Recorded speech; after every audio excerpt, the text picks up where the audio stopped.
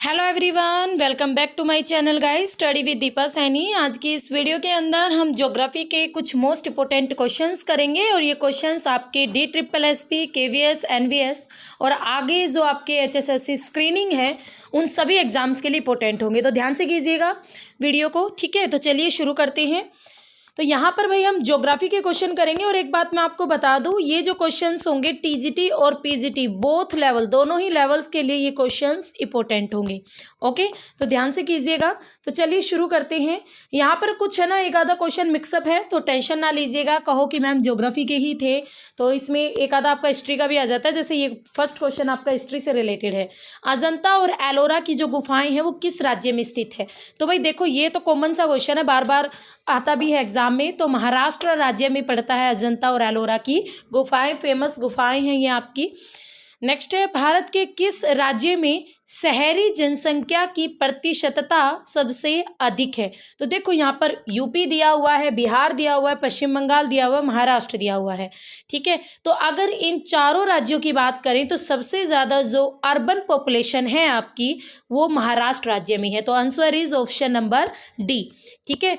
कई बार है ना आपका आंसर चेंज हो जाता है, किसके हिसाब से भाई, आपके ऑप्शंस के हिसाब से। ऑप्शंस में जो हमारे राज्य होते हैं उनके हिसाब से हमारा आंसर बनता है। नेक्स्ट आता है, निम्न में से कौन सा नवीकरणीय ऊर्जा संसाधन नहीं है। हमें बताना नहीं है, ठीक है। जल, भाई जल तो आपका है। जल यानी नवीकरणीय ऊर्जा कौन सी होती है जिसे एक बार आप यूज कर लो उसके बाद अगेन आप यूज कर सकते हो। तो वाटर को तो हम यूज कर सकते हैं ना अगेन एंड अगेन। वायु, वायु भी आपकी, और सौर ऊर्जा वो भी नवीकरणीय है। बट कोयला, आपने एक बार कोयले को जला लिया तो वो राख बन जाता है ना, उसे दोबारा कोयले के रूप में आप यूज नहीं कर पाते। तो आंसर होगा कोयला। नेक्स्ट आता है, विश्व की सबसे बड़ी नदी कौन सी है। देखो यहाँ पर क्या पूछा गया है, विश्व की सबसे बड़ी, बड़ी यानी आपसे पूछ रहा है कि भाई एरिया वाइज बताइए, लेंथ नहीं पूछी गई आपसे, लंबाई में नहीं पूछी गई। तो राइट आंसर रहेगा अमेजन नदी। अमेजन नदी गाइस विश्व की सबसे बड़ी नदी है, यानी चौड़ी नदी है, चौड़ाई ज़्यादा है इस नदी की। तो विश्व की सबसे लंबी नदी की बात करें ना तो आप सभी जानते हो अफ्रीका कॉन्टिनेंट में पड़ती है नील नदी, विश्व की सबसे लंबी नदी। और अगर आपसे एग्जामिनर पूछे विश्व की दूसरी सबसे लंबी नदी कौन सी है, तब हमारा राइट आंसर रहेगा अमेजन नदी। अमेजन विश्व की दूसरी सबसे लंबी नदी है, ठीक है। और भाई आपकी तीसरे नंबर पर आती है यांगत्सी नदी। यांगत्सी को याद रखना, विश्व की तीसरी सबसे लंबी नदी है यांगत्सी रिवर, जो कि भाई आपकी एशिया कॉन्टिनेंट में पड़ती है। और विश्व की सबसे चौथी नंबर पर अगर हम बात करें लंबाई में कि विश्व की चौथी सबसे लंबी नदी कौन सी है, देन हमारा आंसर रहेगा मिसिसिपी। नॉर्थ अमेरिका में बहती है मिसिसिपी। अमेजन बहती है आपकी दक्षिण अमेरिका में, दक्षिण अमेरिका कॉन्टिनेंट के अंदर कंट्रीज में, काफ़ी कंट्रीज में बहती है अमेजन, ठीक है।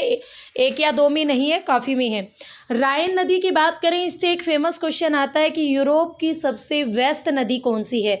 तो यूरोप की सबसे व्यस्त नदी है कौन सी गाइस, राइन नदी, ठीक है। और कांगो नदी से भी एक क्वेश्चन आता है कि एक तो कांगो का दूसरा नाम पूछा जाता है, तो कांगो का दूसरा नाम क्या है, जायरे नदी, ठीक है। और अफ्रीका में बहती है कांगो नदी, अफ्रीका के काफ़ी कंट्रीज में से, ठीक है। और एक इससे क्वेश्चन ये भी आता है कि भूमध्य रेखा को 2 बार कौन सी रिवर काटती है, विश्व की कौन सी नदी भूमध्य रेखा को 2 बार काटती है। तो गाइस आंसर रहेगा कांगो नदी। ओके, ध्यान रखना इन सभी क्वेश्चंस को, मोस्ट इंपॉर्टेंट है आपके एग्जाम के पॉइंट ऑफ व्यू से। देखो एक ही क्वेश्चन में हमने काफ़ी क्वेश्चन कर लिए। अगर वीडियोस अच्छी लग रही है तो लाइक शेयर कर दो फटाफट से, है ना। और न्यू हो चैनल पर तो सब्सक्राइब कर लेना। आगे चलते हैं, क्वेश्चन नंबर 5, डैश नदी को चीन का शोक भी कहा जाता है। तो कॉमन क्वेश्चन है, हवांगो नदी को चाइना का शोक कहते हैं। और इसके अलावा इसे जानते हो, इसे येलो रिवर भी कहते हैं, यानी पीली नदी के नाम से भी ये जानी जाती है। पीली नदी क्योंकि ये लोएस के मैदान से बहती है गाइस, और लोएस के मैदान में क्या है, पवन के द्वारा, यानी विंड जो हवा है वहाँ की, वो रेगिस्तान से बालू मिट्टी उड़ा ले जाती है और उस लोएस के मैदान से बहती है हुआंगो नदी। और फिर ये हुआंगो नदी का जो पानी है उसमें वो रेतीली मिट्टी मिल जाती है और पानी का रंग पीला हो जाता है, तो इसीलिए इसे येलो रिवर भी कहते हैं। तो ये चाइना का शोक क्यों कहती है, क्योंकि चाइना में बहुत ज़्यादा बाढ़ लाती है ये रिवर हुआंगो नदी। तो इसको आपको याद रखना है, बाकी ये तीनों इंपॉर्टेंट नहीं है। नेक्स्ट आता है क्वेश्चन नंबर 6, अटलांटिक महासागर को प्रशांत महासागर से जोड़ती है? तो भाई देखो, अटलांटिक महासागर प्लस प्रशांत महासागर तो आपकी पनामा नहर है ना। पनामा नहर अगर हम बात करें उत्तरी अमेरिका और दक्षिण अमेरिका, अगर आपसे कॉन्टिनेंट पूछता है एग्जामिनर तो भाई north America plus south America, कौन सी नहर? पनामा नहर। और महासागर पूछे तो अटलांटिक, अटलांटिक को अंध महासागर भी कहते हैं, प्लस ओशियन यानी प्रशांत महासागर, देन आंसर रहेगा पनामा नहर। तो याद रखना इन सब चीजों को। देखो बाकी ऑप्शन भी देख लेते हैं। जैसे भाई आपका नेक्स्ट है स्वेज नहर। स्वेज नहर आपकी किसको किसको जोड़ती है? तो सागर की बात करें तो लाल सागर प्लस भूमध्य सागर, लाल सागर प्लस भूमध्य सागर स्वेज नहर जोड़ती है। ठीक है, उसके अलावा भाई आपके कॉन्टिनेंट की बात करें तो आपका इधर पड़ जाती है मध्य पूर्व के देश जो कि एशिया में आते हैं, और अफ्रीका, तो अफ्रीका प्लस एशिया भी आप कह सकते हो स्वेज नहर। पाक स्ट्रेट की बात करें तो पाक स्ट्रेट भारत और श्रीलंका के बीच में है। ठीक है, और ये बोस स्ट्रेट की बात करें तो गाइस ये ऑस्ट्रेलिया में पड़ती है। बोस स्ट्रेट आपकी ऑस्ट्रेलिया में है। ये सारी स्ट्रेट मैंने करवा रखी हैं आपको कॉन्टिनेंट में, वहां से आप कर सकते हो, चैनल पर अवेलेबल है सब कुछ। कॉन्टिनेंट सीरीज के नाम से आपको प्लेलिस्ट मिलेगी, वहां पर जाकर आप सारे कॉन्टिनेंट फुल डिटेल में पढ़ सकते हो। नेक्स्ट आता है कपास की पैदावार डैश में अच्छी होती है? तो भाई काली मिट्टी में। कपास के लिए सबसे बेस्ट मिट्टी होती है काली मिट्टी। अब एग्जाम में एक क्वेश्चन और आता है कि काली मिट्टी का दूसरा नाम बहुत ज्यादा आता है, या किस मिट्टी को रेगुड़ मिट्टी के नाम से भी, या रेगड़ मिट्टी के नाम से, या रेगुर मिट्टी के नाम से जानते हैं? तो ध्यान रखना, एग्जामिनर रेगड़ पूछे, रेगुर पूछे, ये सारे किसके नाम है? ये सारे काली मिट्टी के नाम है। चलते हैं आगे अपने क्वेश्चन नंबर 8। मालवा के पठार के उत्तर पश्चिम में स्थित पर्वत श्रृंखलाओं को कहा जाता है? तो भाई जो मालवा का पठार है ये पड़ता है आपका नियर अबाउट, ये कह सकते हो मध्य प्रदेश वाला इलाका, कुछ गुजरात का पार्ट, ये वाला पार्ट आ जाता है मालवा के पठार में। तो देखो ये है आपका मालवा का पठार, यहाँ पे एमपी आ गया, और यहाँ पे कुछ महाराष्ट्र का पार्ट, इधर से गुजरात का पार्ट, इधर से कुछ हल्का फुल्का राजस्थान का पार्ट। तो इसके नॉर्थ और वेस्ट में, नॉर्थ और वेस्ट में, तो यहाँ पर तो आप सबको पता अरावली है। कौन सी है? अरावली। ठीक है, विश्व का सबसे पुराना पर्वत, अवशिष्ट पर्वत, टूटा फूटा पर्वत, बूढ़ा पर्वत, तो आंसर रहेगा अरावली। इंडिया में पड़ता है। स्टेट की बात करें तो भाई आपके गुजरात से शुरू हो जाओ, गुजरात, राजस्थान, और फिर आपका हरियाणा और दिल्ली तक अरावली फैली हुई है। ज़्यादा पार्ट इसका सबसे ज़्यादा लंबाई में ये राजस्थान में है। नेक्स्ट आता है क्वेश्चन नंबर 9। विश्व में अभ्रक यानी माइका, माइका भी बोलते हैं इसे, कई बार एग्जामिनर माइका ही लिख देता है। तो माइका का सबसे बड़ा रिजर्व यानी भंडार किस देश में है?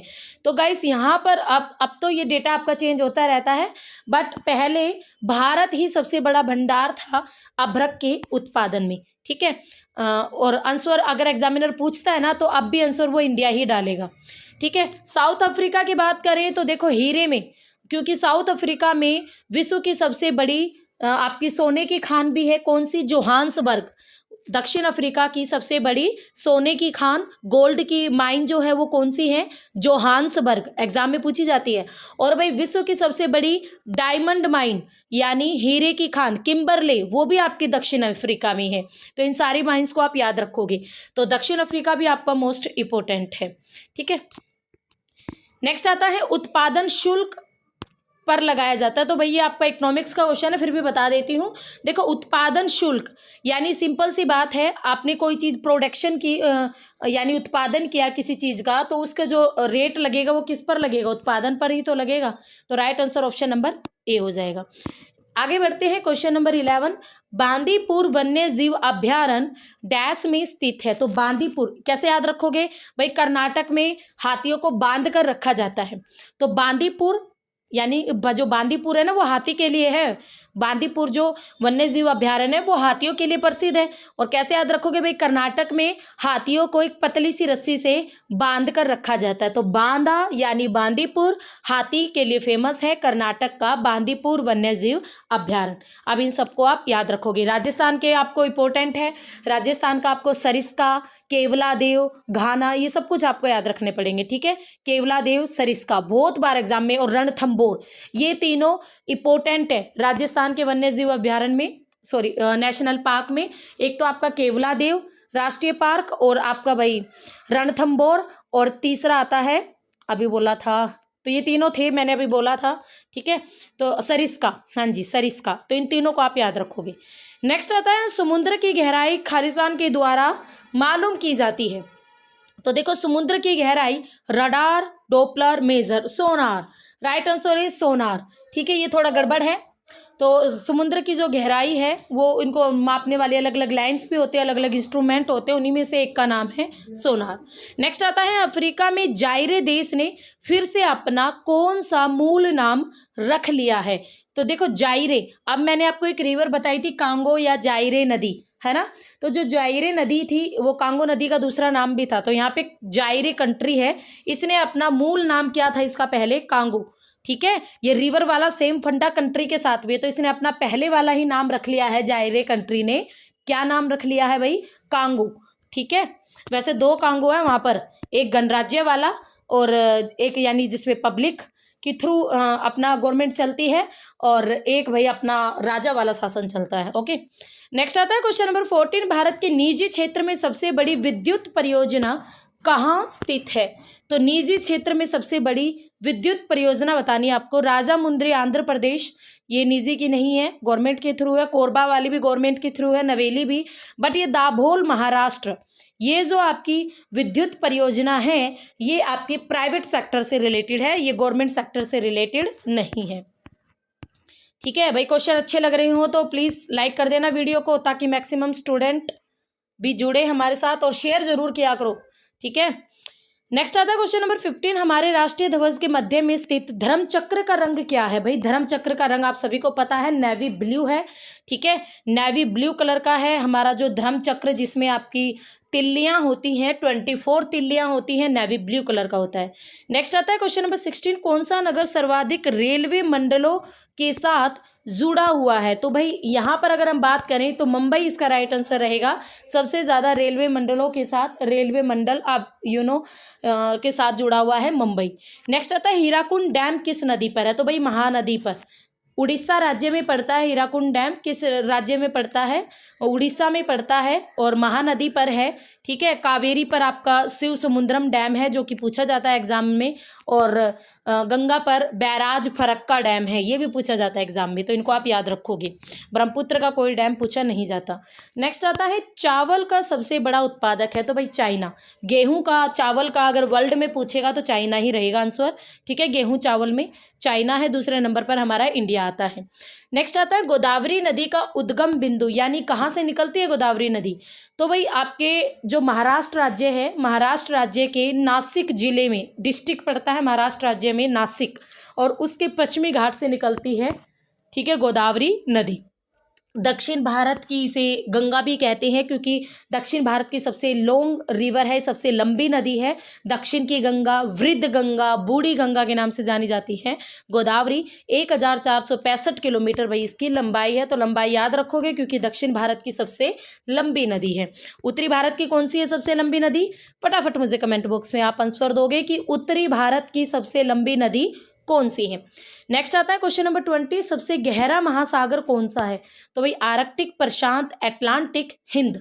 तो सबसे गहरा महासागर, और भाई आपका बात करें सबसे बड़ा महासागर, पैसिफिक ओशियन यानी प्रशांत महासागर, ठीक है। उल्टे यू जैसी इसकी शेप है प्रशांत महासागर की, और इसका सबसे जो डीप पॉइंट है वो है मेरियाना ट्रेंच। मेरियाना ट्रेंच जो कि फिलीपींस आइलैंड के पूर्व की ओर है, ठीक है, फिलीपींस आइलैंड के पूर्व की ओर है, और इसका जो बिल्कुल डीप पॉइंट है उसका नाम रखा गया चैलेंजर डीप, ठीक है। तो इन सबको आप याद रखोगे चीज़ों को। तो मेरियाना गर्त, और मेरियाना गर्त की जो एवरेज हाइट है, सॉरी डेप्थ है, वो है भाई 11,033 मीटर, यानी माउंट एवरेस्ट से भी 3 किलोमीटर ज़्यादा ये गहरी है। पूरी माउंट एवरेस्ट को भी घुसा दोगे ना इसके अंदर, तब भी ये गड्ढा खाली रह जाएगा।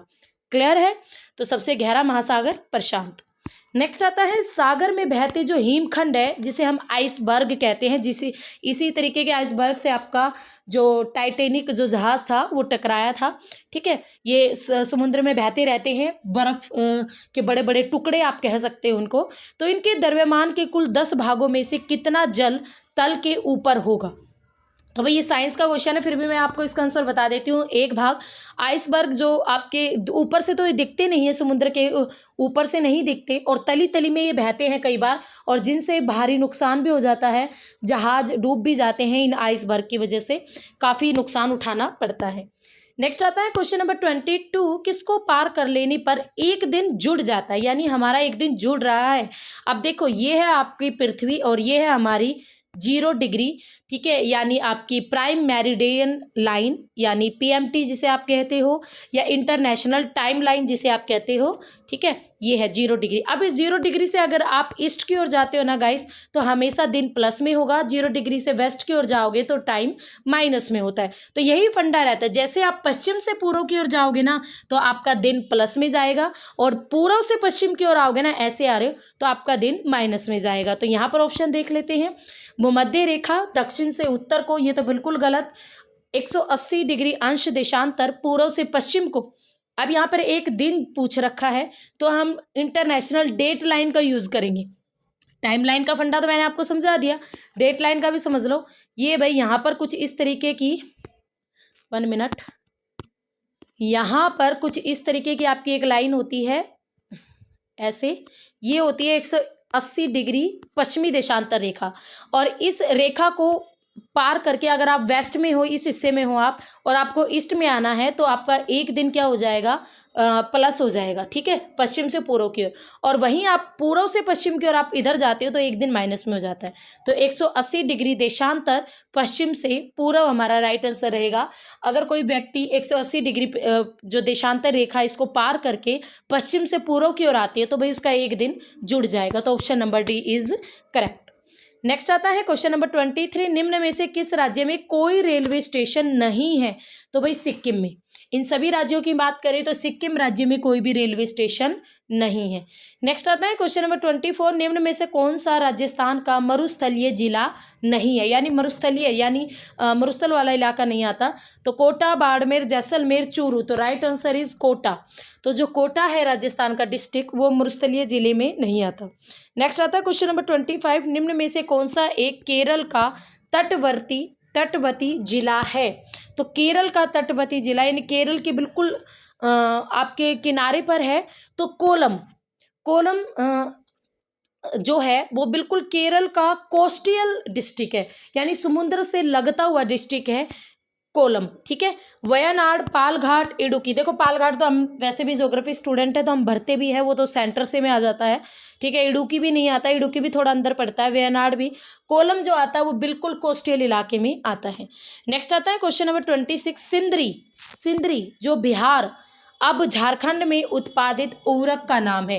तो भाई सिंदरी में यूरिया का उत्पादन होता है। यूरिया जो फार्मर होते हैं वो अपनी फसलों में खाद के रूप में यूरिया का यूज़ करते हैं, ठीक है। तो यूरिया के उत्पादन यानी ये उर्वरक है, खाद है एक टाइप की, जो कि खेतों में यूज़ होती है किसानों के द्वारा। तो जो सिंदरी है वो यूरिया का सबसे फेमस जो जगह है जहाँ पर यूरिया का उत्पादन होता है। नेक्स्ट आता है विश्व में सेबों का सर्वाधिक उत्पादन करने वाला देश, तो चाइना ही राइट आंसर रहेगा, सेब एप्पल में भी, ठीक है। नेक्स्ट आता है क्वेश्चन नंबर 28, किस राज्य में गेहूं का प्रचुर मात्रा में उत्पादन होता है? हरियाणा, राजस्थान, यूपी और पंजाब। तो भाई देखो भारत में अगर हम बात करें ना तो सबसे ज़्यादा गेहूं का उत्पादन यूपी करता है। बट अगर एग्जामिनर आपसे पूछे प्रति हेक्टेयर बताओ भाई कि प्रति हेक्टेयर गेहूं का उत्पादन सबसे ज़्यादा कौन करता है, तो प्रति हेक्टेयर जब पूछेगा ना तो आंसर रहेगा पंजाब, ठीक है। अब प्रति हेक्टेयर में नंबर 1 तो है पंजाब और प्रति हेक्टेयर में नंबर 2 पर कौन सा आ जाएगा? Haryana. Got it? Clear? Next आता है गाइस क्वेश्चन, वर्ष 1999 में क्या हुआ था भाई? 1999 में भारत में कहाँ पर अर्थक्वेक आया था? एक बड़े लेवल का अर्थक्वेक आया था, ये पूछा गया। लातूर में, जबलपुर में, चमोली में, उत्तरकाशी में। तो भाई उत्तराखंड राज्य के चमोली डिस्ट्रिक्ट में 1999 में एक बहुत बड़े लेवल का भयंकर भूकंप आया था जिसमें काफ़ी तबाही हुई थी चमोली डिस्ट्रिक्ट में, ठीक है। तो उत्तराखंड राज्य में पड़ता है ये चमोली डिस्ट्रिक्ट, आप इसको याद रखोगे। नेक्स्ट आता है क्वेश्चन नंबर 30, भारत में वन विस्तार की लगभग कितनी प्रतिशतता होगी? तो भाई आपको बताना वन विस्तार की कितनी प्रतिशतता है इंडिया के अंदर। तो यहाँ पर अगर इन ऑप्शंस में जाए 10%, 8.5, 25, 19.5, तो अभी तो फिलहाल 19.5 है, बट कहीं ना कहीं से 23% अगर हम बात करें तो लाने की संभावना है। वैसे 30% रखी गई है कि 30% वन होने ही चाहिए टोटल इंडिया के लैंड पर, बट 19.5 पर ही है और 23% पर धीरे धीरे हम लाने वाले हैं। नेक्स्ट आता है क्वेश्चन नंबर 31, डेक्कन अधिकता यानी डेक्कन प्लेट्यू के नॉर्थ और ईस्ट में कौन सा पड़ता है? तो भाई देखो, दक्कन का पठार, अब ये जो दक्कन का पठार पड़ता है ना, अगर हम बात करें इस तरीके से हमारे इंडिया की लोकेशन की, तो यहाँ पर आता है आपका दक्कन का पठार, ठीक है, जिसमें महाराष्ट्र आ जाता है, कर्नाटक का कुछ पार्ट आ जाता है, कुछ तेलंगाना का और कुछ आपके आंध्र प्रदेश का, कुछ इस तरीके से आसपास के राज्यों का, ज़्यादातर पार्ट महाराष्ट्र राज्य का आता है डेक्कन प्लेट्यू में। अब इसके नॉर्थ और ईस्ट में, तो भाई इसके नॉर्थ और ईस्ट में पहुँच जाओ यहाँ पर, तो यहाँ पर कौन सा पठार है? छोटा नागपुर का पठार है ना। कौन सा पठार है? छोटा नागपुर का पठार। तो राइट आंसर है छोटा नागपुर, जिसे भारत का रूर भी कहते हैं, क्योंकि भारत के सबसे अधिक खनिज जो उत्पादन होते हैं ना, वो छोटा नागपुर पठार पर ही होते हैं। ओके, नेक्स्ट आता है चीनी का प्रमुख उत्पादक कौन है? तो भाई चीनी की अगर हम बात करें तो इंडिया ही चीनी का प्रमुख उत्पादक है, ठीक है, तो याद रखना इंडिया। नेक्स्ट आता है क्वेश्चन नंबर 33, खरीफ और रबी से संबंधित कथनों में से कौन सा करेक्ट नहीं है? तो खरीफ जो महीना है वो वर्षा ऋतु के आरंभ में आता है, बिल्कुल करेक्ट। खरीफ जैसे ही बारिश शुरू होगी जून जुलाई में, आपका खरीफ का महीना शुरू हो जाता है और वसंत ऋतु के अंत तक ये फसलें काट ली जाती है, ये भी बिल्कुल करेक्ट। तो option number A is correct. Next आता है खरीफ महीना वर्षा ऋतु के आरंभ में आता है और शरद ऋतु में फसल, ये गलत है भाई, सर्दियों में थोड़ी ना फसल काटी जाती है, जैसे ही सर्दियाँ शुरू होगी ना अक्टूबर नवंबर में, खरीफ की फसलें काट ली जाती हैं। नेक्स्ट आता है रबी महीना वर्षा के बाद शरद ऋतु में प्रारंभ होता है और वसंत ऋतु के अंत में फसल काटी जाती है। तो देखो, सर्दियों के आरंभ में होता है रबी, बिल्कुल ठीक, पर जो रबी की जो फसल काटी जाती है ना, वसंत ऋतु के अंत में फसल काटी जाती है। तो ऐसा नहीं है, मार्च तक जाकर कटती है, वसंत ऋतु तो आपकी पहले ही आ जाती है, बट जो रबी की फसल होती है वो मार्च में आपकी जाके कटती है। नेक्स्ट आता है खरीफ के मुख्य धान्य है, देखते हैं ये कथन भी, चावल, बाजरा, पटसन, मक्का और कपास, और रबी के अप्रधान धान्य है गेहूं, चना, जौ और अलसी। ये प्रधान धान्य है, ना कि अप्रधान। तो यहाँ पर तो ये वर्ड गलत हो गया। और खरीफ की अगर हम बात करें, भाई चावल बोते हैं, बाजरा भी बोते हैं और मक्का भी आपका बोया जाता है इस वक्त पर, कपास भी, बट यहाँ पर इस वजह से ये कथन आपका गलत हो गया, ये भी गलत, ये भी गलत। तो option number A is correct. Next आता है सूर्य और चंद्रमा के बीच, सूर्य और चंद्रमा पृथ्वी के बीच में चंद्रमा कब आता है? तो देखो भाई, एक तरफ सूर्य, एक तरफ हमारी पृथ्वी, इनके बीच में जब चंद्रमा आ जाएगा तो सूर्य जो है वो पृथ्वी से नहीं दिखेगा। तो हम पृथ्वी पर रहने वाले लोग क्या कहेंगे, हमें सूर्य नहीं दिख रहा, तो हम क्या क्या कहते हैं, भाई सूर्य में ग्रहण लग गया, वो दिख नहीं रहा, ठीक है, उसका कुछ पार्ट दिखता नहीं है क्योंकि चंद्रमा ढक लेता है, या हाँ जो भी कुछ है, चंद्रमा की छाया पड़ती है, जो कुछ भी है, ठीक है, तो उसका कुछ पार्ट हमें दिखाई नहीं देता अर्थ से, और हम क्या कहेंगे, भाई सूर्य ग्रहण हो गया। नेक्स्ट आता है क्वेश्चन नंबर 35 और आज की वीडियो का हमारा लास्ट क्वेश्चन है।